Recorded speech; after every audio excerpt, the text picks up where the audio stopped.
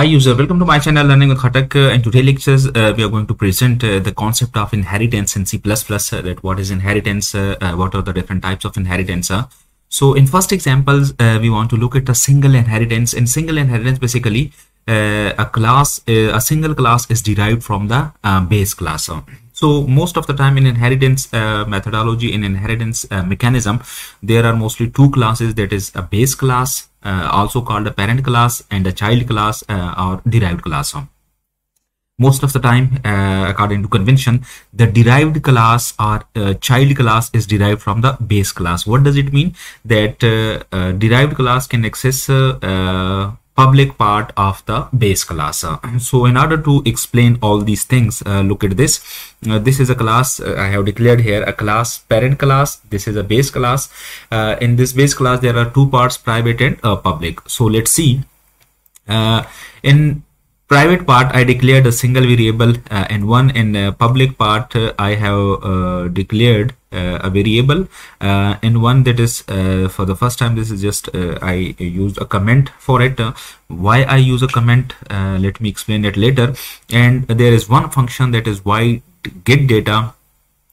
इस functions के through हम simply क्या करते हैं, we are going to use this functions to take a value from the user for n1 and then store inside the variable n1. So base class have one data members, that is n1, and one data member function, that is get data. Okay, now here I have declared another class. This is class child class.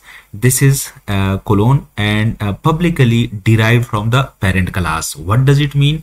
Now each public member function and public data members are accessible to the child class.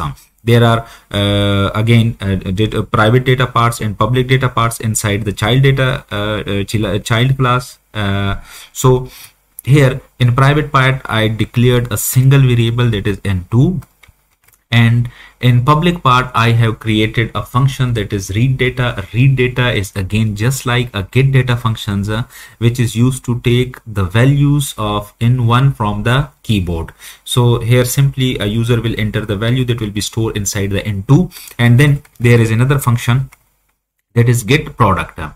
Now if you look at this, the product of two number is n1 n2, number 1 and number 2, but here it's number 1 is showing an error. So what does it mean by this error? So मैं जिस चीज पे focus करना चाह रहा हूँ कि अगर आप लोग चाइल्ड क्लास के अंदर देख लें तो चाइल्ड क्लास के अंदर मैंने सिर्फ एक ही डेटा मेंबर रखा हुआ है एन नंबर 2. सो लेकिन यहाँ पे मैं गेट प्रोडक्ट के अंदर जो चाइल्ड क्लास का फंक्शन है उसके अंदर मैं नंबर 1 को भी यूज कर रहा हूँ, नंबर 2 की भी यूज कर रहा हूँ. तो जो कि नंबर 1 हमारे पास क्या है, बेस क्लास का डेटा मेंबर है.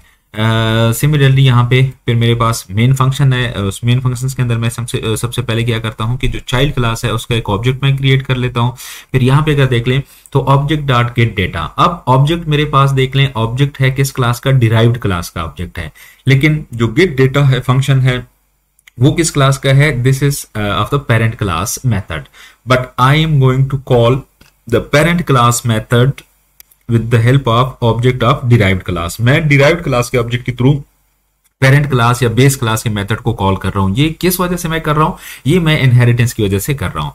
ओके, अब derived class के ऑब्जेक्ट के थ्रू मैं derived class के मेथड को भी कॉल कर सकता हूँ. ये मैंने read data को कॉल किया और इसी तरह मैंने get product को मैंने कॉल किया. अभी अगर मैं इस प्रोग्राम को रन कर लूंगा तो ये मुझे यहाँ पे एक एरर बता रहा है. वो एरर मेरे पास क्या है, अगर मैं देख लूं तो एरर मुझे ये बता रहा है कि जी member parent class number 1 declared at line 1 is inaccessible.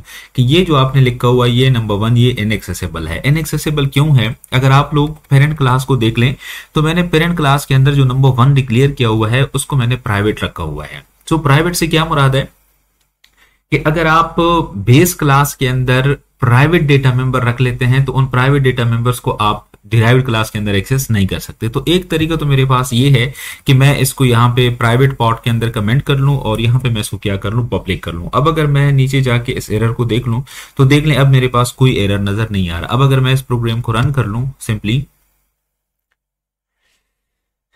तो look at this. Okay, this give me enter the value of number 1. I have entered 5 and then enter the value of number 2 3. The product is 15. तो हमने इस programme के अंदर simply क्या किया, हमने इस प्रोग्राम के अंदर सिंपली ये किया कि एक मैंने बेस क्लास लिया है, पेरेंट क्लास जिसका नाम था।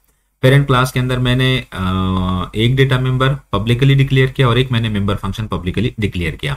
डिराइव्ड क्लास के अंदर मैंने एक डेटा मेंबर प्राइवेट रखा है और दो मैंने मेंबर फंक्शन रखे हैं, रीड डेटा और गेट डेटा फंक्शंस। जबकि जो मेन फंक्शन है उस मेन फंक्शंस के अंदर मैं डिराइव्ड क्लास का ऑब्जेक्ट क्रिएट कर रहा हूं और उसके थ्रू मैं क्या कर रहा हूं, बेस क्लास के मेथड को भी कॉल कर रहा हूं और डिराइव्ड क्लास के मेथड को भी कॉल कर रहा हूं। सो व्हाट डज इट मीन कि जो डिराइव्ड क्लास का ऑब्जेक्ट है obj, this can call the derived class functions, also the derived class object can call the base class function.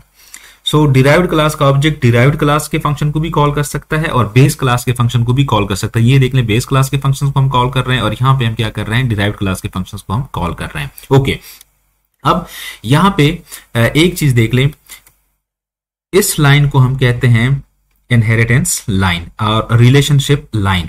इस लाइन के अंदर बेसिकली हम क्या कर रहे हैं, दोनों क्लासेस के दरमियान एक रिलेशनशिप बना रहे हैं जिसको हम कहते हैं relationship between the two classes. यहाँ पे अगर आप लोग देख लें तो ये लिखा भी है क्लास पेरेंट क्लास, ये आपके पास क्या है, बेस क्लास है, जबकि ये आपके पास क्या है, चाइल्ड क्लास डिराइव्ड क्लास। कि आप क्या मतलब, अब ये चाइल्ड क्लास को हमने डिराइव्ड कर लिया है पेरेंट क्लास से। सो इसका मतलब है कि चाइल्ड क्लास पेरेंट क्लास के अंदर जो कुछ भी है, अगर वो पब्लिक है या इवन प्रोटेक्टेड है, तो उन दोनों को हम क्या कर सकते हैं, डिराइव्ड क्लास के अंदर एक्सेस कर सकते हैं। ये मैंने एक और वर्ड का इस्तेमाल किया, प्रोटेक्टेड का। यहाँ पे मैं अगर इस डेटा मेंबर्स को यहाँ पे कमेंट कर दूं और इसको मैं क्या लिख दूं, यहाँ पे लेट्स सपोज मैं एक और लिख लेता हूं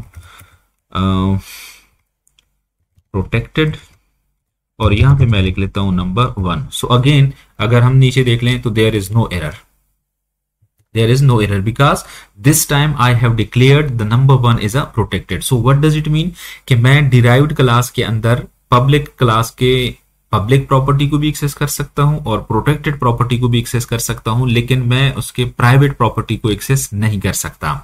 सिमिलरली एक चीज आप लोग और देख लें, अगर मैं यहाँ पे एक और ऑब्जेक्ट बना लूं पेरेंट क्लास का, पेरेंट क्लास POBJ, इसके थ्रू मैं क्या कर लूं, POBJ डॉट गेट डेटा, ये तो मैं एक्सेस कर सकता हूं क्योंकि POBJ मेरे पास पेरेंट क्लास का ऑब्जेक्ट है, तो मैं गेट डेटा भी मेरे पास पेरेंट क्लास का है, तो मैं इजीली इसको एक्सेस कर सकता हूं। लेकिन अगर मैं इसके through POBJ dot read data, sorry POBJ read मतलब मैं बेस क्लास के थ्रू डिराइव्ड क्लास के फंक्शंस को अगर मैं एक्सेस करना चाहता हूं तो ये मैं एक्सेस नहीं कर सकता।